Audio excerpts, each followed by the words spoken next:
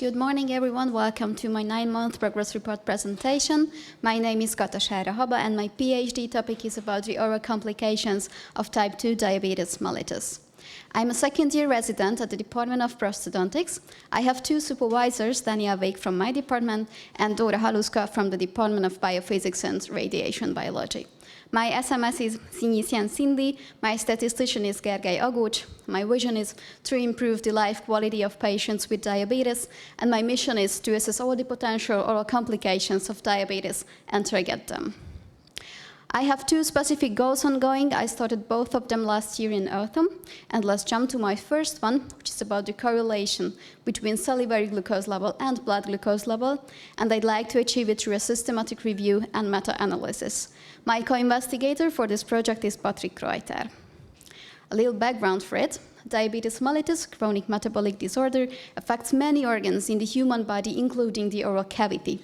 And there are many million patients with DM who have to endure the inconvenience, pain, and cost on a daily basis for measuring their glucose level from blood sample. Therefore, my aim with this study is to detect a potential new method based on liquid for glucose level measuring in a less inconvenient way. My clinical question for this study is, what is the relationship between salivary and blood glucose levels after fasting?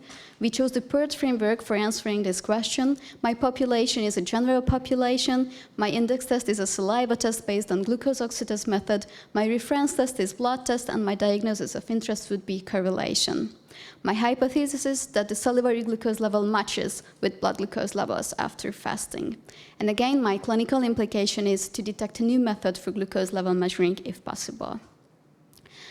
I did my systematic search on the 22nd of November in 4 databases with the shown search key below. And this is my flowchart of selection, where we went down from 12,000 articles to 25 eligible full text I'm working with currently. For outcomes, I have all my planned analysis done finally, and for finished analysis, I have 2 correlations with scatter plots, 2 forest plots, and a meta-regression analysis. Let's see my first one. This is a scatter plot for a correlation between salivary and blood glucose levels from mixed saliva samples.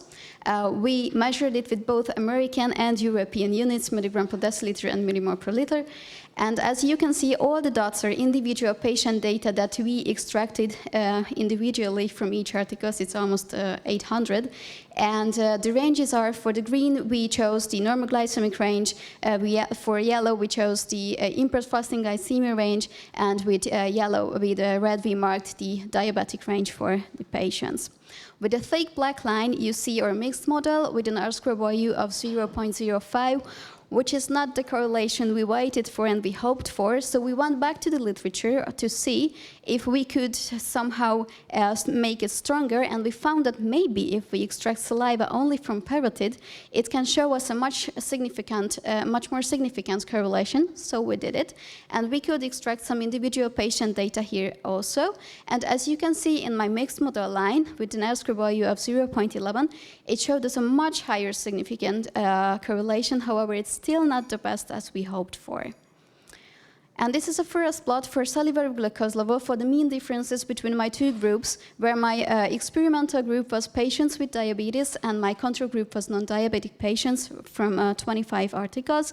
Our overall effect size was 4.46 with a clinical intervals of 95%, and the heterogeneity was 100%, which is really high.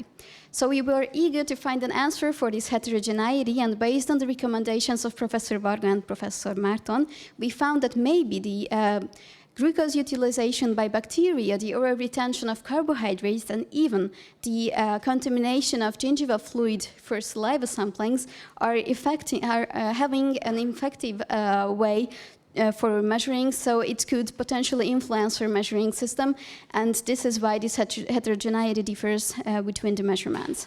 And this first plot is for blood glucose levels, the mean differences between the 2 groups, only to see that blood glucose level is higher in patients with diabetes as we waited for.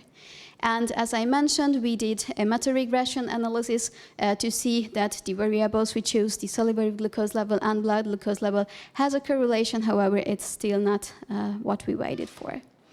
For the strength of my articles, I have to mention that all the articles have well-described methods for sample taking for both the saliva and blood glucose tests, and they enrolled big number of patients into their studies.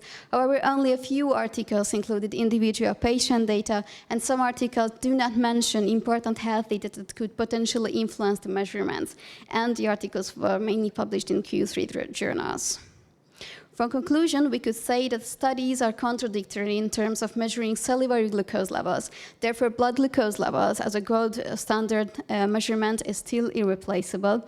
And we implicate for practice that based on our results, replacing a blood glucose level with salivary glucose level measurement is not recommended. And we implicate for research to target all the potential influencing factors and develop a standardized methodology for estimating blood glucose levels from saliva are needed and, if possible, carried out. On this slide, you can see my progress from my first project. I'm currently in my manuscript writing phase, where I'm already done with my methods part, and it's also checked by my SMS. The other ones are written, but still not checked by my SMS, so I'm waiting for her review. Let's jump to my second project, which is about evaluating oral hygiene and periodontal complications in patients with hyperglycemia. They'd like to achieve it also through a systematic review and meta-analysis. My co-investigator for this project is Bulcsú Bence. Investigating the link between periodontal health and hemoglobin A1C levels, which is an indicator for glycemic status, is crucial for enhancing diabetes management, because periodontal disease can impact systemic health by potentially worsening diabetes control. Controversially, elevated hemoglobin A1C level might aggravate periodontal conditions. With this study, we aim to show the need for regular oral checkups for hyperglycemic patients to integrate oral health into managing diabetes. My clinical question for this study is, how does the abnormal hemoglobin A1C levels affect periodontal health? We choose the PFO framework for that, where our population is a hyper and normoglycemic patients. Our prognostic factors would be different hemoglobin A1C levels, and for outcomes we chose periodontitis with staging and grading methods. We already had our first statistical meeting about this project, where we could define our main and additional predictors, response variables, and effect size that would be a regression model.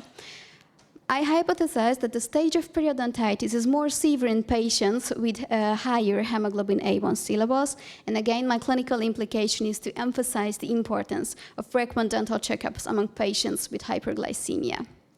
I have my 3 key articles for this study, and I'm currently in the Prospero writing phase. We already wrote it, but before submission, we decided to make an extended preliminary search to make sure that all the factors we want to take into consideration is included into my Prospero. And for summary, I have 2 projects ongoing right now. I'd like to submit my first one this August and my second one in November. And they both are systematic reviews and meta-analysis. And I'd like to thank you for your attention by a quote from Louisa May Alcott from Little Women: "No good can come from doing nothing, as I'm not a fan of bystander effects." Thank you very much.